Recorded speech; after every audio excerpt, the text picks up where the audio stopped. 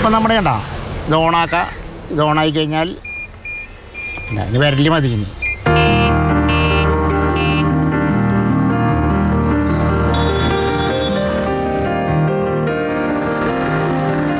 Polio ബാധിച്ചതിനെ തുടർന്ന് എറണാകുളം കരുമാലൂർ സ്വദേശി രാധാകൃഷ്ണന്റെ 2 കൈകൾക്കും ബലക്കുറവുണ്ട്.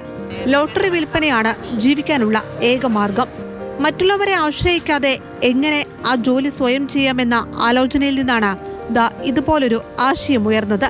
ഇലക്ട്രോണിക് വീൽ ചെയറിനെ സോളാർ വീൽ ചെയറാക്കി മാറ്റി.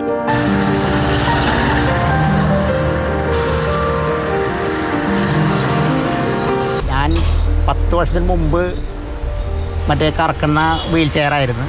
അതിൽ കറക്കാൻ പറ്റൂല. കൈക്ക് സാധ്യത കുറവായതുകൊണ്ട് കൂട്ടുകാരന്മാരൊക്കെയാണ് എന്നെ കൊണ്ടുപോകണതും.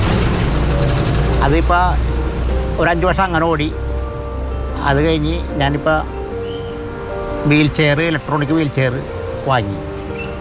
അത് ബാറ്ററിയുടെ ആയിരുന്നു. അത് ചാർജ് ചെയ്താൽ നമുക്ക് 2 കിലോമീറ്റർ 2.5 കിലോമീറ്റർ കിട്ടുള്ളൂ.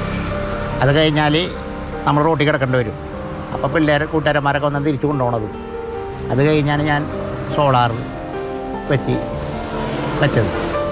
ഇപ്പോൾ വഴി കിടക്കേണ്ട ഗതികേടൊന്നുമില്ല. കോവിഡ് കാലത്ത് ചില മാറ്റങ്ങൾ കൂടി വാഹനത്തിൽ വരുത്തിയിരുന്നു. സാനിറ്റൈസറും കൈകൾ കഴുകാനുള്ള സംവിധാനവും അന്ന് വാഹനത്തിൽ ഒരുക്കി. ഊണ കഴിക്കണ ഇതുമ്പോൾ തന്നെ ഇരുന്ന് കഴിക്കുന്നത്. എന്നിട്ട് നമ്മൾ കഴുകിയിട്ട് അത് കയറുള്ളൂ. അതിപ്പോഴാണ് തുടരുന്നത് തന്നെ. മുച്ചക്ര വാഹനം ഓടിക്കാൻ കഴിയാത്ത ഭിന്നശേഷിക്കാർ നിരവധിയുണ്ട്. ഇത്തരം വാഹനം ലഭ്യമാക്കാൻ സർക്കാരിന് കഴിഞ്ഞാൽ കൈകൾക്ക് ബലക്കുറവുള്ളവർക്കും സ്വയം തൊഴിൽ ചെയ്ത് ജീവിക്കാനാകുമെന്നാണ് രാധാകൃഷ്ണന്റെ പക്ഷം. ഇപ്പം ഈ സോളാർ വെച്ച് ഈ വണ്ടി ഇറക്കി സർക്കാർ കൊടുക്കുകയാണെങ്കിൽ നമ്മളെപ്പോലുള്ള കുറേ അംഗവൈകല്യമുള്ളവർക്ക് ജീവിക്കാൻ പറ്റുന്ന ഒരു സാഹചര്യമാണ്. പക്ഷേ അത് ശ്രമിക്കണം. സർക്കാരിന് ശ്രമിച്ചേ പറ്റൂ.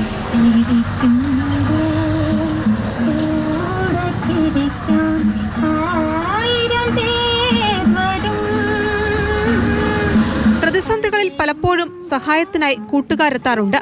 എന്നാൽ ഇത്തരമൊരു വാഹനം ലഭിച്ചതോടെ അവരെ ബുദ്ധിമുട്ടിക്കുന്നത് കുറയ്ക്കാനായി എന്നതിന്റെ ആശ്വാസവും രാധാകൃഷ്ണനുണ്ട്.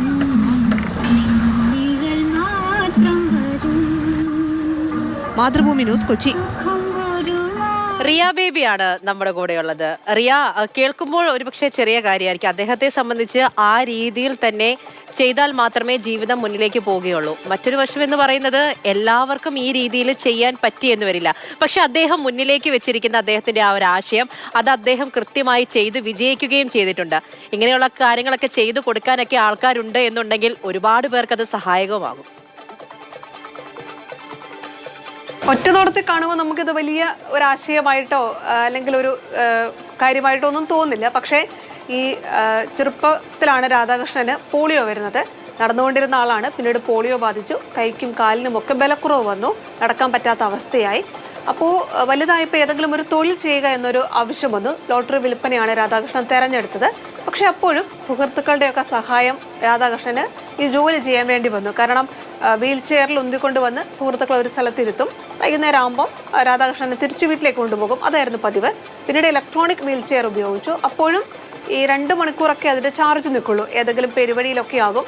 വീണ്ടും കൂട്ടുകാരെ വിളിക്കും. അവർ വാഹനം കൊണ്ടുപോയി ഒരു ചാർജിങ് പോയിന്റിലെത്തിക്കും. ചാർജ് ചെയ്ത് പിന്നീട് കൂട്ടുകാരുടെ സഹായത്തോടെ പോകേണ്ട ഒക്കെ അവസ്ഥ വന്നു. അങ്ങനെയാണ് രാധാകൃഷ്ണൻ ആലോചിക്കുന്നത്, മറ്റുള്ളവരുടെ ഒരു സഹായമില്ലാതെ അവരെ അധികമൊന്നും ബുദ്ധിമുട്ടിക്കാതെ എങ്ങനെ ഈ ജോലി ചെയ്യാം, ഒരു വരുമാനം കണ്ടെത്താമെന്നുള്ളത്. അങ്ങനെയാണ് വാഹനത്തിൻ്റെ മുകളിൽ സോളാർ പാനലുകൾ ഘടിപ്പിക്കുന്നത്. മുഴുവൻ സമയവും ഈ എനർജി ഇന്ധനം കിട്ടുമെന്നുള്ളത് കൊണ്ട് തന്നെ ആരുടെയും സഹായം വേണ്ടി വരുന്നില്ല. അപ്പോൾ രാധാകൃഷ്ണൻ പറയുന്നത്, തന്നെ പോലെ പരിമിതിയുള്ളവർക്ക്, ഈ മുച്ചക്ര വാഹനങ്ങളൊക്കെ ഉപയോഗിക്കാൻ കഴിയാത്തവർക്ക് ഇതൊരു നല്ല ആശയമാണ്. സർക്കാർ ഇത്തരം വാഹനങ്ങൾ അവർക്ക് തയ്യാറാക്കി കൊടുത്താൽ അവർക്ക് മറ്റാരുടെയും സഹായമില്ലാതെ മറ്റുള്ളവരെ ബുദ്ധിമുട്ടിക്കാതെ സ്വയം വരുമാനം കണ്ടെത്താൻ കഴിയും എന്നൊരാശയം കൂടി രാധാകൃഷ്ണൻ തൻ്റെ ജീവിതത്തിൽ നിന്ന് മുന്നോട്ട് വെക്കുന്നുണ്ട്. അപ്പോൾ എന്തൊക്കെ പരിമിതികൾ ഉണ്ടായാലും അവിടെ തളരാതെ എങ്ങനെ വരുമാനം കണ്ടെത്താം, മുന്നോട്ട് പോകാം എന്ന് ചിന്തിക്കുന്നവർക്കൊക്കെ പ്രചോദനമായൊരു ആശയവും ഒരു വ്യക്തിയും ഒക്കെയാണ് നമ്മൾ ഈ ദൃശ്യങ്ങളിൽ കണ്ടയാൾ. മാത്രമല്ല കോവിഡ് സമയത്ത് സാനിറ്റൈസറും പൈപ്പും അത്തരം സംവിധാനങ്ങളൊക്കെ വാഹനത്തിൽ രാധാകൃഷ്ണൻ ഒരുക്കിയിരുന്നു. അപ്പൊ എന്തായാലും ശരി റിയ, എന്തായാലും ഈ പറഞ്ഞതുപോലെ തന്നെയാണ്, തളർന്നില്ല എന്നുള്ളത് തന്നെയാണ് അദ്ദേഹം ജീവിതത്തിൽ ഒരു പ്രതിസന്ധി വന്നപ്പോൾ അതിനെല്ലാം തരണം ചെയ്ത് മുന്നിലേക്ക് പോകുന്നുണ്ട്. അതിൽ കൂടി വലിയൊരു സന്ദേശം കൂടിയാണ് നൽകുന്നത് അല്ലേ? ഇങ്ങനെയുള്ള കാര്യങ്ങൾ ചെയ്താൽ പലർക്കും പ്രയോജനകരമായിരിക്കും. അങ്ങനെ ചെയ്യാൻ കഴിയില്ല എന്നുണ്ടെങ്കിൽ ഞാനൊരു ഐഡിയ മുന്നിലേക്ക് വെച്ചിട്ടുണ്ട്, അത് ചെയ്തു കൊടുക്കാൻ താല്പര്യപ്പെടുന്നവരൊക്കെ സഹായിക്കുക. പ്രത്യേകിച്ച് സർക്കാർ സംവിധാനങ്ങളൊക്കെ ഒന്ന് കണ്ണു തുറക്കുക. ഇങ്ങനെയും ചില കാര്യങ്ങളൊക്കെ ചെയ്യാൻ പറ്റും എന്നുകൂടിയാണ് അദ്ദേഹം പറഞ്ഞു വെക്കുന്നത്. ശരി റിയ.